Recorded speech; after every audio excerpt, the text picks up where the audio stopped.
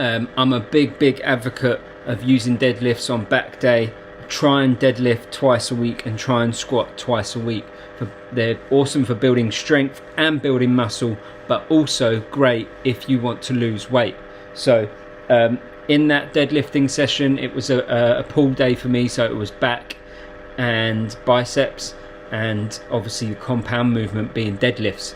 So I was working on strength that week. I was working on strength today, so I was doing 1 rep maxes. So I done 5 sets of my 1 rep max, and I think I done 3 warm-up sets to that. So that was that. So if you go down the gym and you don't incorporate compound moves like deadlifts, then you need to start doing it, because whether your goal is to build muscle, build strength, or lose weight, then you should be doing them.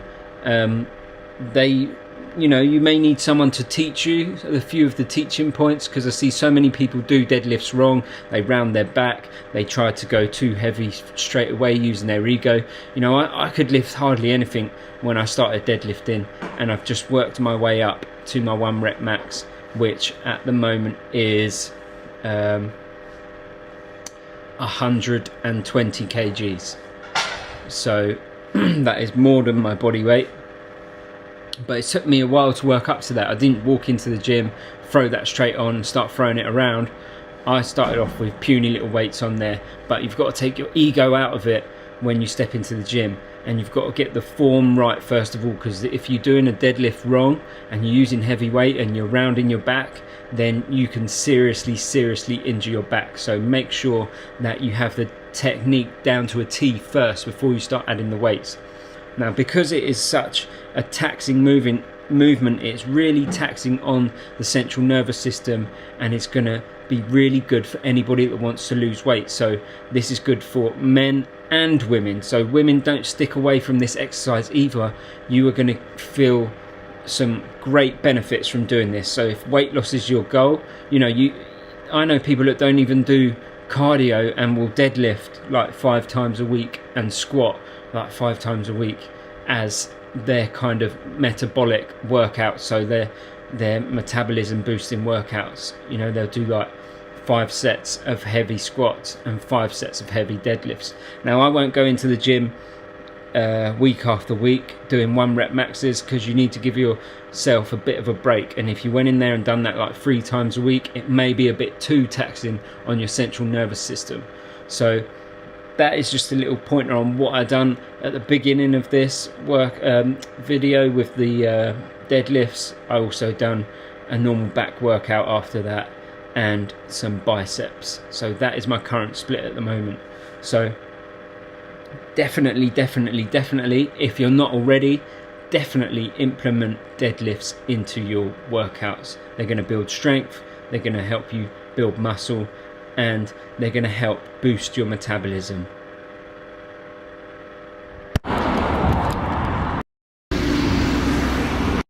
Something else for you? No, that's it, thank you. 23.75. Thank Super. you. Thanks very much now. Cheers, see you later. Yeah. Cheers, mate. Cheers, bye. Bye-bye.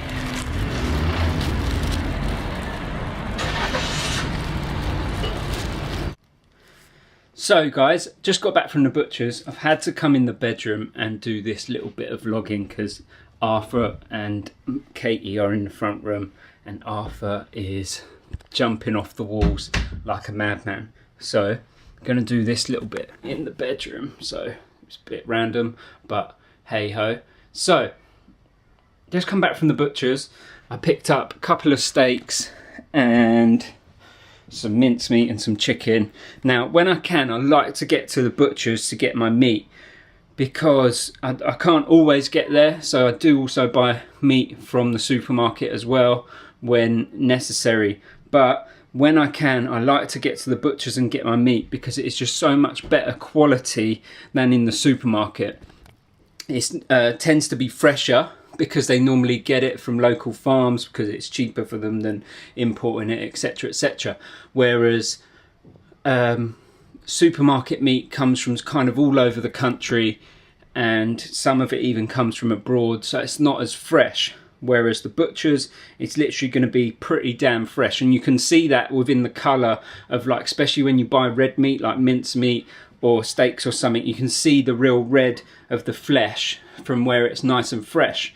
Whereas when you get supermarket stuff, it doesn't tend to have that same vibrant colour to show how fresh it is.